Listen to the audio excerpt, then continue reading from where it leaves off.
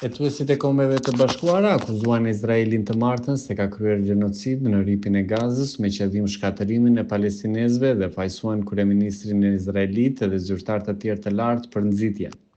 Komisioni i pavarur ndërkombëtar i hetimit OKB-s, i cili nuk vepron në emër të organizatës botërore, konstatoi se genocidi vazhdon të ndodhë në Gaza dhe përgjegjësia bie mbi shtetin e Izraelit.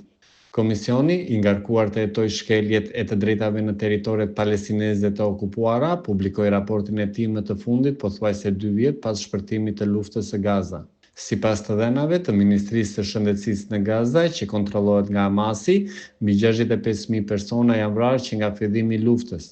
Shumica dërmuese e banorëve të Gazës janë zhvendosur të paktën një herë, ndërsa shpërnguljet masive vazhdojnë teksa Izraeli intensifikon përpjekjet për të marrë nën kontroll qytetin e Gazës, ku OKB-ja ka shpallur gjendjen e urisë së plotë. Hetuesit theksuan se që nga tetori i vitit 2023, autoritetet dhe forcat izraelite kanë kryer 4 nga 5 veprat e genocidit, të përcaktuara në Konventën e vitit 1948 për parandalimin dhe ndëshkimin e genocidit, të shoqëruara me modelin e sjelljes së forcave izraelite, tregojnë se veprat e genocidit janë kryer me qëllim të shkatërimit të palestinezëve në ripin e Gazës si grup. Kryeministri Benjamin Netanyahu dhe ish ministri i mbrojtjes Yoav Gallant kanë nxitur kryerjen e genocidit dhe se autoritetet izraelite nuk kanë ndërmarrë masa për të ndëshkuar këto nxitje.